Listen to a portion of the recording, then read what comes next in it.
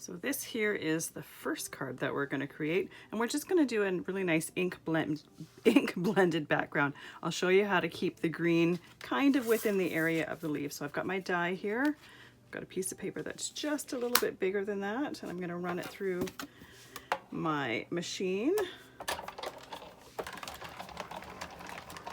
Now most of these cards I've used black outlines for the silhouette. You could use another color if you want. You could use white if you want. I find the black is a little bit more striking, but it doesn't necessarily have to be black. So the die can get moved, and then we need to take all of these little bits out of the die cut.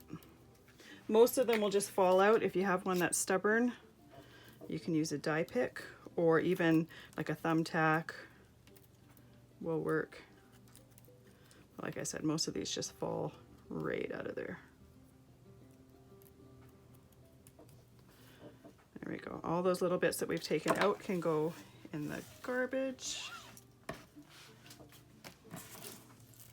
Same with the die. All right, so I want to try keep the green kind of where the leaves are.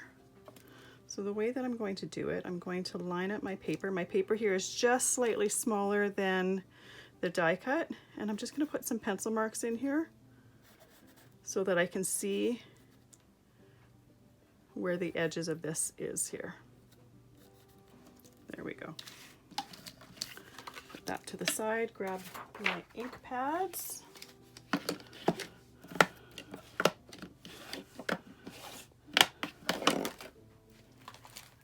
Bunch of brushes here. Just make sure that I'm using the right one. I'm just going to quickly blend it on some cardstock here. So this one here, I'm using quite a small brush so that I can be a little bit more precise with how I lay my ink. I'm using Oxide inks for this because they blend a lot easier than the regular distress inks, but you can absolutely use the regular distress inks or another dye ink if you prefer. I just like how easy it is to blend. I typically use my blending brushes like these that are colored, but I typically use those for just dye inks. If you were to use those with your Oxide inks, you would need to make sure that you clean them before using them back with your distress. Otherwise you're going to contaminate your ink pads, and we don't want that. All right, now I'm trying just to go to where the green is. I'm trying not to overlap a whole lot.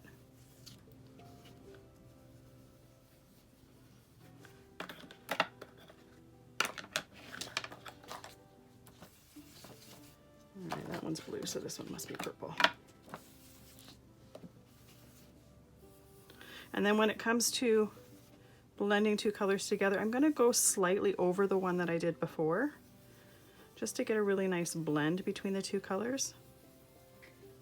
Because of the pigment in the Oxide ink, it's a little bit more of a creamier ink, hence the reason why it's easier to get that blend.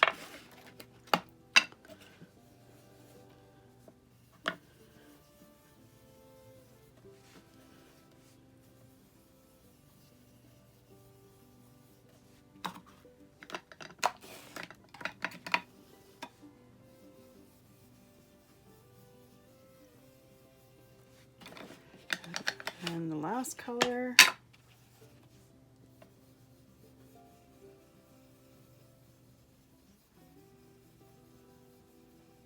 Perfect. There we go. So let's just move our pads off to the side a moment. I'm going to clean this up. Just a wet cloth or a baby wipe will take that off. I just don't want to chance getting it in or on my fingers and onto the front of my card. Make sure you dry it off afterwards. All right. So I'm going to use some Distress Collage Medium. So this glue dries completely clear, but it also dries matte. So if by chance some of it squeezes out, you're not going to see it on the front of the card. I'm just putting a little dot on each one of the flowers and then around the perimeter.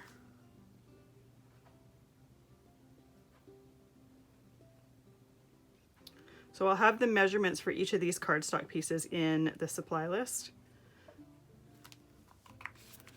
just because these ones are in 1/8 of an inch, which I typically don't like to work with, but it was necessary to get the right measurements there.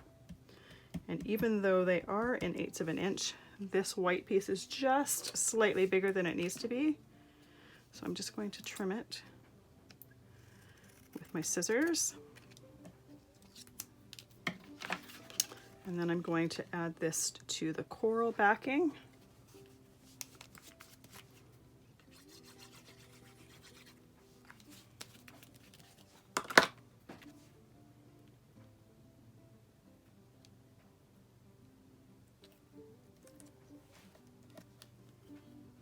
The nice thing about using a liquid glue is then if you happen to place it a little bit wrong, you can move it over a little bit, shimmy it till it's in the correct placement, and now we can glue this to the front of our card.